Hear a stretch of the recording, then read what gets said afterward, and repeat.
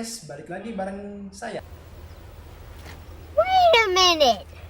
Who are you? Bocil, atau yang biasa kalian panggil The Miracle Boy. Dan kita kembali lagi di channel Fandi Desert. Oke, untuk video kali ini akan sedikit berbeda dari konten-konten yang sebelumnya, yang dimana konten sebelumnya kita biasa melakukan konten gaming, tapi untuk kali ini sangat spesial karena dimana untuk video ini saya akan melakukan presentasi, yang dimana tugas presentasi itu adalah tugas dari kuliah saya. Untuk itu, untuk konten yang ini saya akan melakukan presentasi demi menyelesaikan tugas yang diberikan oleh dosen saya. Oke, untuk mempersingkat waktu, kita akan langsung saja ke video presentasinya. Oke, let's go dan check it out. Oke guys, untuk judul presentasi pada kali ini yaitu sejarah perkembangan manajemen dan tokoh-tokoh manajemen. Kita mulai saja ke pembahasan yang pertama, yaitu sejarah perkembangan manajemen. Tahukah Anda bahwa ilmu manajemen sudah ada sejak ribuan tahun yang lalu? Ini dibuktikan dengan adanya bangunan-bangunan yang termasuk ke dalam 7 keajaiban dunia. Sebagai contohnya, tembok besar Cina. Oke. Dalam pembangunannya tentu diperlukan banyak orang. Yang seperti yang kita lihat, untuk membangun rumah saja itu diperlukan sekitar 10 sampai 20 orang kurang lebih. Tapi bagaimana jika membangun bangunan yang besar seperti ini, yang panjangnya pun itu sampai 8.851 km. Nah, tentu saja bangunan yang besar seperti ini diperlukan banyak orang. Dari bangunan saja ini sudah sangat besar ini, jadi diperlukan sekitar ratusan atau bahkan sampai ribuan orang untuk membuat bangunan tersebut. Terlepas dari itu, tentu ada seseorang dari balik layar, yang memberikan pengarahan, pengawasan, serta perintah agar proses dalam membangun bangunan tersebut menjadi lebih teratur dan terkendali atau terorganisir. Nah, dari gambaran yang baru saja saya sebutkan itu sesuai dengan pengertian manajemen yang secara umum, yakni manajemen merupakan suatu seni dalam ilmu dan perorganisasian seperti menyusun, perencanaan, membangun organisasi dan perorganisasiannya, pergerakan, serta pengendalian atau pengawasan.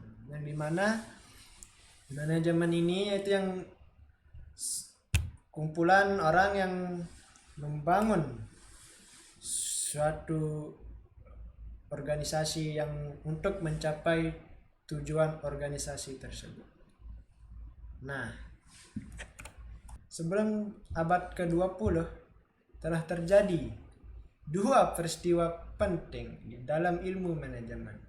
Peristiwa penting pertama terjadi di tahun 1776 saat Adam Smith menerbitkan sebuah doktrin ekonomi klasik, yakni The Wealth of Nation. Di dalam bukunya, ia menyampaikan keunggulan ekonomi yang akan diperoleh oleh organisasi dari pembagian kerja atau division of labor, yakni perincian pekerjaan ke dalam tugas-tugas yang spesifik dan berulang. Adam Smith juga menyatakan bahwa pembagian kerja bisa meningkatkan produktivitas dengan meningkatnya keterampilan dan kecekatan setiap pekerja, menghemat waktu yang terbuang pada pergantian tugas dan menciptakan mesin dan penemuan lain yang bisa menghemat tenaga kerja. Nah, Peristiwa penting kedua yang dapat mempengaruhi pembangunan ilmu manajemen ialah revolusi industri di Inggris. Revolusi industri tersebut menandai dimulainya penggunaan mesin, menggantikan tenaga manusia, yang seperti kita lihat sekarang ini banyak sekali pekerjaan-pekerjaan dilakukan oleh mesin yang menggantikan manusia. Nah, revolusi industri tersebut menandai dimulainya penggunaan mesin menggantikan tenaga manusia yang berakibat dalam pindahnya kegiatan produksi dari setiap rumah menuju tempat khusus yang dinamakan pabrik. Nah, banyak kan di kota kalian pasti banyak pabrik gitu kan, pabrik kapas, pabrik mainan, pabrik mobil dan sebagainya, masih banyak lagi. Di sini di sekitar rumah saya ada pabrik kapas, cuman pabriknya itu sudah lama tidak beroperasi. Ngapain curhat sih? Gari. Oke, lanjut. Perpindahan tersebut mengakibatkan setiap manajer yang saat itu membutuhkan teori yang bisa membantu mereka memperkirakan permintaan, memastikan cukupnya persediaan bahan baku, membagikan tugas kepada bawahan, mengarahkan kegiatan sehari-hari, dan lain sebagainya. Sampai ilmu manajemen tersebut mulai dikembangkan oleh para ahli. Ya. Langsung ke pembahasan kedua, yakni era manajemen. Daniel Warren membagi evolusi pemikiran manajemen dalam 4 fase, yaitu pemikiran awal, era manajemen sains, dan era manusia sosial, dan era modern. Ya. Yang pertama ada era manajemen ilmiah. Pada era ini ditandai dengan berkembangnya perkembangan ilmu manajemen dan kalangan insinyur seperti Henry Thorne, Frederick Winslow Taylor, Frederick A. Halsey, dan Harrington Emerson. Taylor mendeskripsikan manajemen ilmiah sebagai penggunaan metode ilmiah untuk menentukan cara terbaik dalam menyelesaikan suatu pekerjaan. Yang kedua, era manusia sosial. Era manusia sosial ditandai dengan lahirnya mazhab perilaku atau behavioral school dalam pemikiran manajemen di akhir era manajemen sains. Mazhab perilaku tidak mendapatkan pengakuan luas terhadap sampai tahun 1930-an. Katalis utama dari kelahiran mazhab perilaku adalah serangkaian studi penelitian yang dikenal sebagai eksperimen Hawthorne. Dan ketiga ada era modern. Era modern ditandai dengan hadirnya konsep manajemen kualitas total atau Total Quality Management atau TQM. Pada abad ke-20 yang diperkenalkan oleh beberapa guru manajemen, yang paling terkenal diantaranya adalah W. Edward Deming 1900 sampai 1993 dan Joseph Juran lahir 1904. Ya, itulah tadi beberapa informasi singkat tentang sejarah ilmu manajemen. Tapi tidakkah kita sadari bahwa di balik itu semua tentu ada tokoh-tokoh manajemen yang berperan penting dalam manajemen serta memberikan banyak kontribusi terhadap perkembangan ilmu manajemen. Nah, untuk itu kali ini saya akan menyampaikan beberapa tokoh manajemen yang berperan penting dalam perkembangan manajemen. Ya, oke, kita langsung saja untuk mempersingkat waktu. Manajemen yang berperan penting dalam perkembangan manajemen.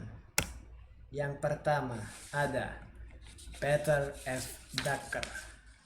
Sering disebut sebagai bapak ilmu manajemen, memberikan salah satu buku paling awal tentang manajemen terapan, yaitu Konsep Korporasi. Buku ini muncul atas ide Alfred Sloan, di mana ia menjadi chairman dari General Motors yang menugaskan penelitian tentang organisasi. Yang kedua ada Max Weber. Beranggapan bahwa tipe ideal organisasi yang disebut birokrasi bentuk organisasi yang dicicirkan oleh pembagian kerja hierarki yang didefinisikan dengan jelas, peraturan dan ketetapan yang rinci, dan sejumlah hubungan yang impresional. Dan sebagai landasan untuk berteori tentang bagaimana pekerjaan itu dapat dilakukan dalam kelompok yang besar. Yang ketiga ada Henry Gantt dan Frederick Winslow Taylor. Henry Gantt pernah bekerja sama dengan Taylor di Midfield Steel Company, menggagas ide bahwa seharusnya seorang mandor mampu memberi pendidikan kepada karyawannya untuk bersifat rajin dan korporatif.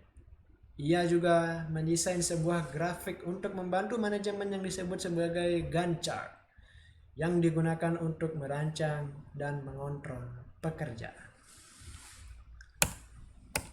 Yang keempat ada Frank Gilbert.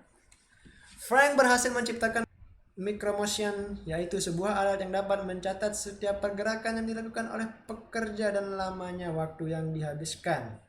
Ya, ini seperti self-record. Ya, self-record untuk melakukan setiap gerakan tersebut. Alat ini digunakan untuk menciptakan sistem produksi yang lebih efisien. Yang kelima ada Patrick Black. Ya, ini Patrick Black ini sangat, di sini Patrick Black udah sangat muda ya, seperti, woi, hidungnya yang mancung ini melambangkan sikap seorang yang sangat-sangat berwibawa.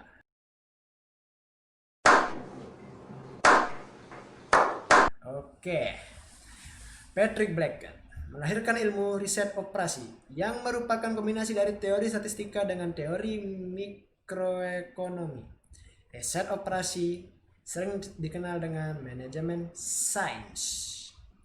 Mencoba pendekatan sains untuk menyelesaikan masalah dalam manajemen, khususnya di bidang logistik dan operasi.